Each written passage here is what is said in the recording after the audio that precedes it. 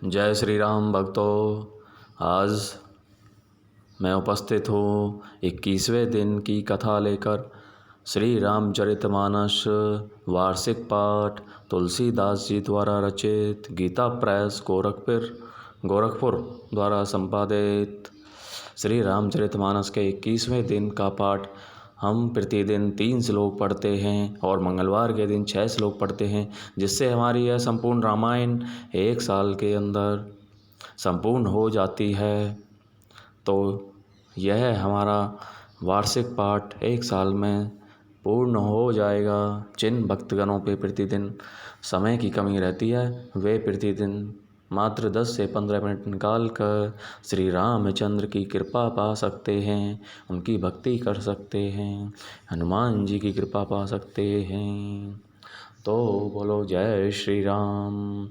तो भक्तजनों, मैंने कल से पारायण विधि का एक अलग वीडियो बना दिया है। आप पर यदि ज़्यादा टाइम है तो पारायण विधि वहाँ से पाठ कर सकते हैं, और यदि आप पर कम टाइम है तो श्री रामचंद्र, श्री हनुमान जी, तुलसीदास जी को मन ही मन याद कीजिए, सरस्वती माता को याद कर लीजिए, और जहाँ पर हमने कल विराम लिया था वहीं से आज की रामायण शुरू करिए। बोलो जय सियावर रामचंद्र की जय। तो शुरू करते हैं आज का पाठ, दोहा नंबर 66। कल जहाँ पर हमने विराम लिया था आज वहीं से शुरू कर रहे हैं। त्रिकालज्ञ सर्वज्ञ तुम्हें, गति सर्वत्र तुम्हारी। कहु सुता के दोष गुण, मुनि बर हृदय विचारी। मंगल भवन मंगल हारी, द्रवहु सुदशरथ अजर बिहारी। और कहा, हे मुनीश्वर, आप त्रिकाल लज्ञ और सर्वज्ञ हैं, आपकी सर्वत्र पहुँच है, अतः आप हृदय में विचार कर कन्या के दोष गुण कहिए। कह मुनि बिहसी गूढ़ मृदु बानी, सुता तुम्हारी सकल गुण खानी। सुंदर सहज सुशील सयानी, नाम उमा अंबिका भवानी। नारद मुनि ने हंसकर रहस्य युक्त कोमल वाणी से कहा, तुम्हारी कन्या सब गुणों की खान है। यह स्वभाव से ही सुंदर, सुशील और समझदार है। उमा, अंबिका और भवानी इसके नाम हैं। इसमें श्री नारद जी हिमालय को तुलसीदास जी के बारे में बता रहे हैं, उनका भाग्य देखकर। सब लक्षण संपन्न कुमारी, होई ही संतत पियहि प्यारी। सदा अचल एहि कर अहि बाता, एहि तें जसु पैहई पितु माता। कन्या सब सुलक्षणों से संपन्न है, यह अपने पति को सदा प्यारी होगी, इसका सुहाग सदा अचल रहेगा और इसके माता पिता यश पावेंगे। होई ही पूज्य सकल जग माही, एहि सेवत कछु दुर्लभ नाही। एहि करे नाम सुमेरी संसारा, त्रिय छड़ी हई पतिव्रत असिधारा। यह सारे जगत में पूज्य होगी और इसकी सेवा करने से कुछ भी दुर्लभ नहीं होगा।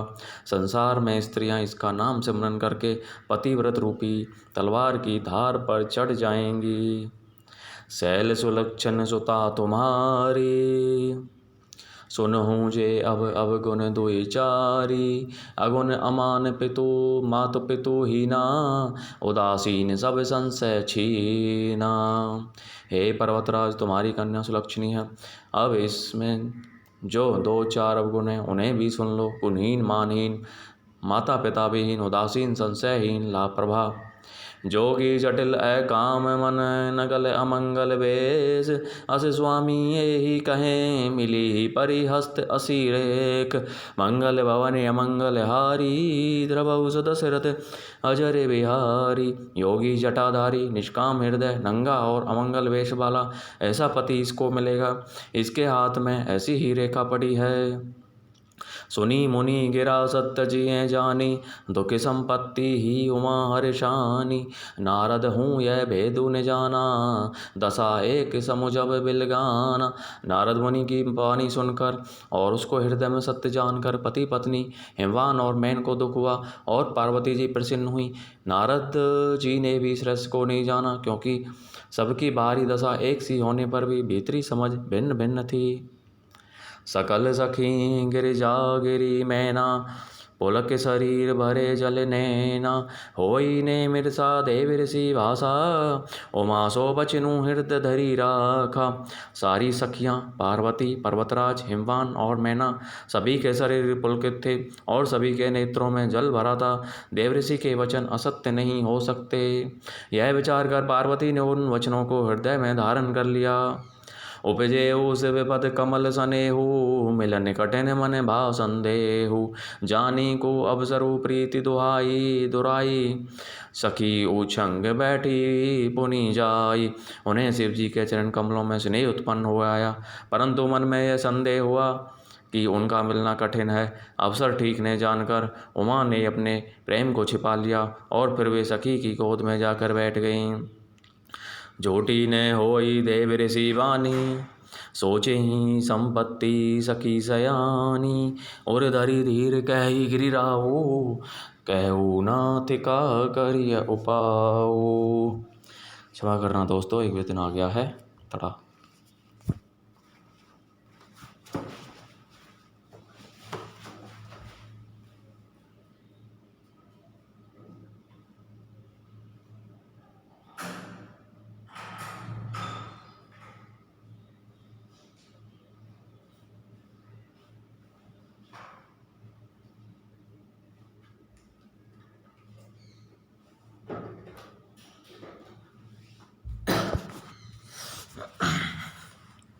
क्षमा करिएगा दोस्तों, थोड़ा बीच में विघ्न आ गया था। यही मैं आपसे जो कल बात कर रहा था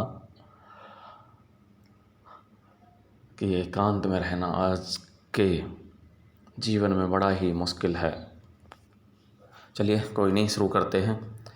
झूठी ने होई देव ऋषि बानी, सोच ही संपत्ति सखी सयानी। और धरी धीर कहो गिरिराऊ, कहो नाथ का करिय उपाऊ। देव ऋषि की वाणी झूठी ने होगी, यह विचार कर हिमवान, मैना और सारी चतुर सखियाँ चिंता करने लगीं। फिर हृदय में धीरज धरकर पर्वतराज ने कहा, हे नाथ कहिए अब क्या उपाय किया जाए। कह मुनि से हिमवंत सुनु, जो विधि लिखा लीलार। देव धनुज नर नाग मुनि, को ने मेटन हार। मुनीश्वर ने कहा, हे हिमवान सुनो, विधाता ने ललाट पर जो कुछ लिख दिया है उसको देवता, दानव, मनुष्य, नाग और मुनि कोई भी नहीं मिटा सकते। तद्यपि एक मैं कहूँ उपाय, होई करे जो देऊ सहाय।